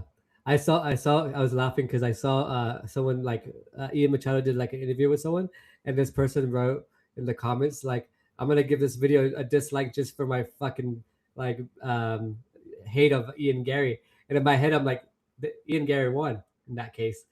And That's even though I'm a sucker to that too for Ian Garry. no, that's it. No, that's real. That's real stuff. Real stuff. Moving the needle, man. Moving the needle. Speaking of Ian Garry, we got the main fight next. Islam Makhachev versus Ian Machado Garry. Ian Machado Garry is currently 17-1 in the UFC. He's coming off of a couple wins as well. I think it's a 2-fight win streak, if I'm not mistaken.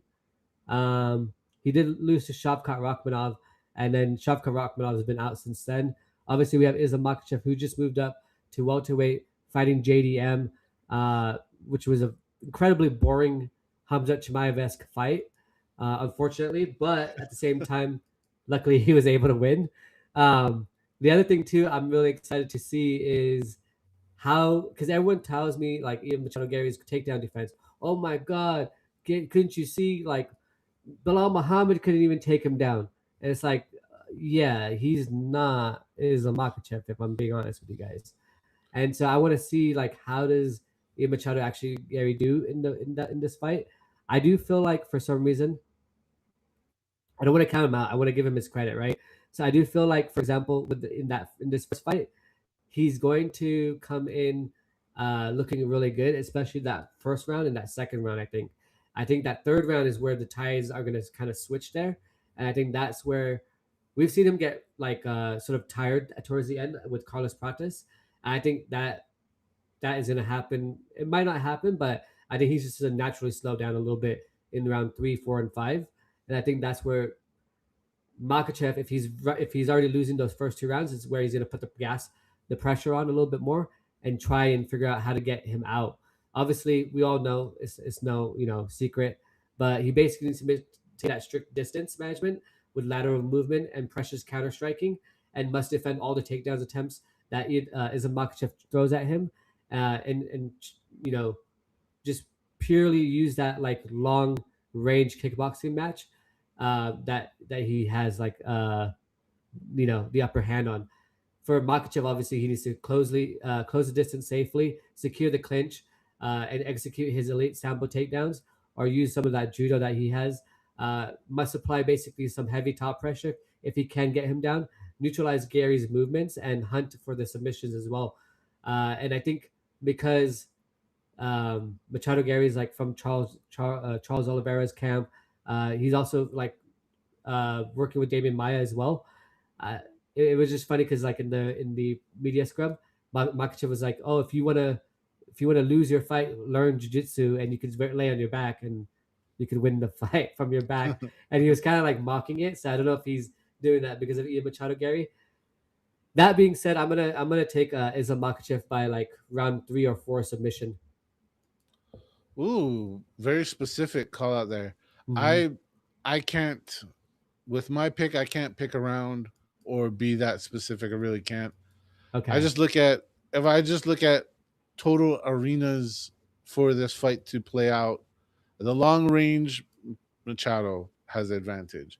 Medium range, think that's Makhachev's, and inside is 100% Makhachev. If not Yeah, you're if right. not if and since Shavkat was able to hold Ian Garry down at a lighter weight class. I know time has gone by, skills have changed, but I would think it's safe to say that Makhachev is at least good or better at wrestling and holding someone down than Shavkat is about. And this is a higher weight class. Also, with announcements that, coaches say things, coaches lie, but it's kind of obvious when you look at him. Makhachev has fully filled out into this weight class. His debut, sure, he okay, good, did a good job, but now he's had more time to really develop the lean muscle for this weight Yeah. class. I think that's going to even be more of a problem for Ian Garry. Um, Now, can Ian Garry win? Yes. Would I be like super shocked? Not super, a little bit, but I just don't. If I once again looking at arenas to win, is he gonna sub Makhachev? No, like I don't see that happening. I don't even see him winning most of the grappling exchanges. What he does is wall stall. When someone tries to wrestle him, yeah, he can stop the takedown, but what does he do? He wall stalls a lot. Wall stall against Makhachev, you're gonna end up with your butt on the ground. That's what's gonna Yeah. happen. He has way too many skills, way too many reaps, way too many trips, way too many advancements in that department, from body lock takedowns to in leg entanglements, that's gonna put you on your butt. Um, with that being said, it's pretty obvious where I'm leaning here. I'm going and still. Also, Yeah.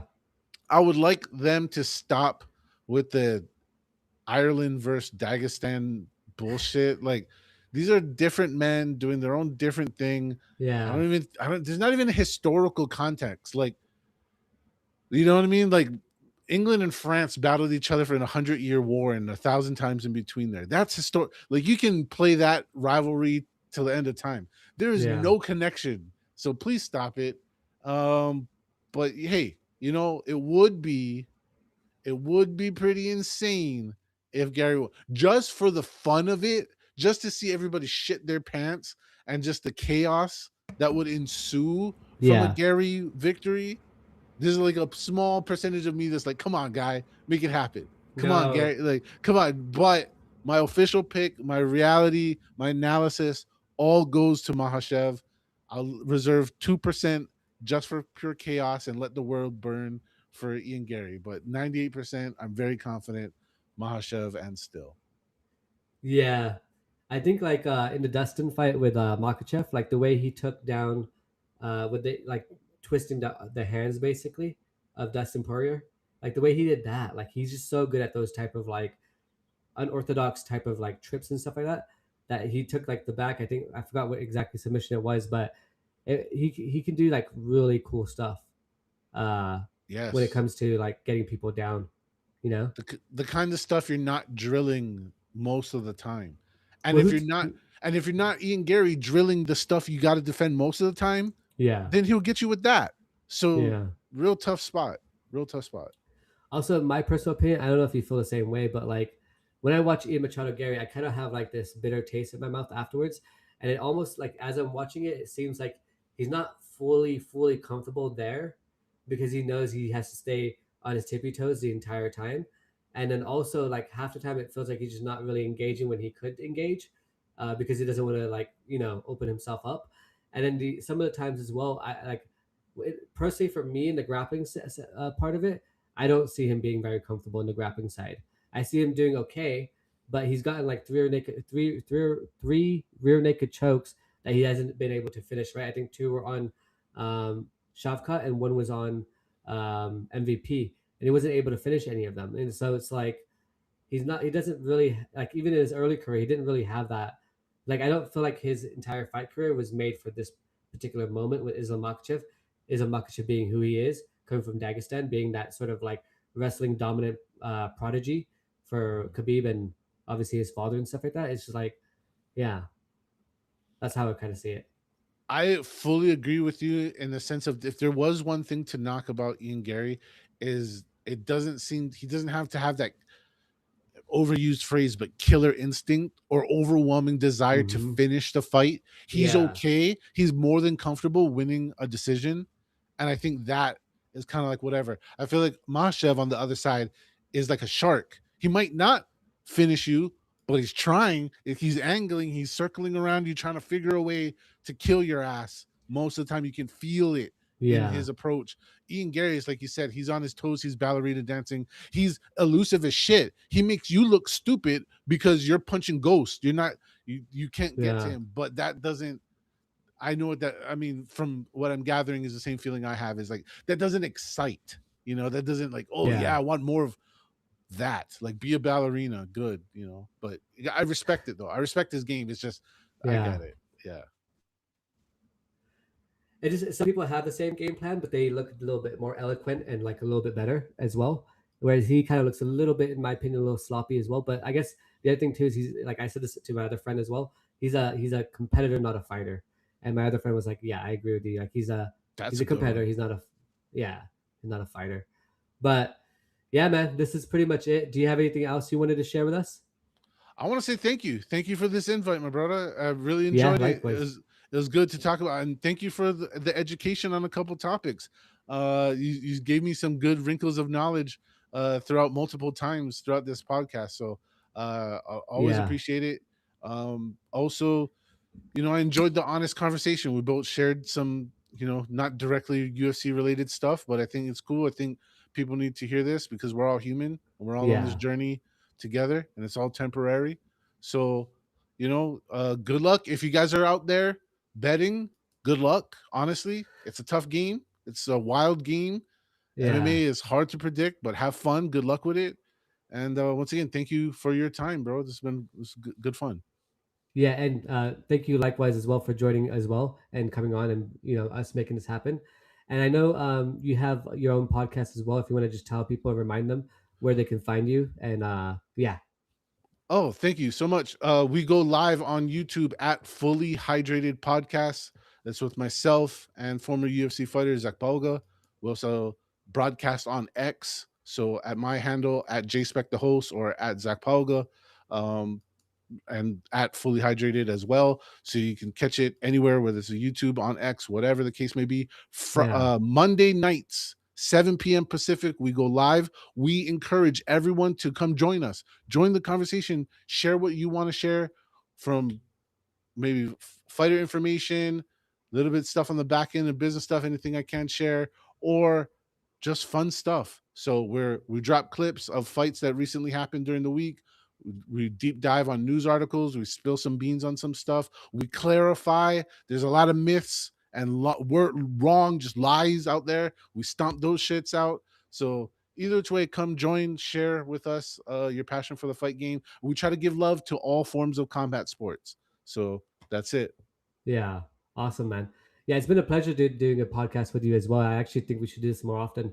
If you guys haven't liked already, please do like the video, subscribe, check out Rob's channel as well, the Fully Hydrated Podcast as well. I'll link it down below in the description once I'm done with this video, and then we'll go ahead and update that there as well, and give them all your socials and stuff like that as well. I think you have Instagram, Twitter, obviously the YouTube, and is there anything else? No, sir, that's it. That's enough for me. I'm old school. That's already too much. That's already too much stuff. But yeah, thank you so much. No problem. No problem. I know what you mean, because I only started out with X in the beginning, and then I only had X and YouTube, and then my friend was like, "Hey, dude, at least get the Instagram, at least get the TikTok and going." And I was like, I mean, I run a marketing agency. I don't really want to do that. Like, I already know exactly what the pain is. So, but no, it is better, I think, a little bit. I just started the Instagram recently, and so it just I need to find like a tool where I could just schedule everything out at the same time on one platform.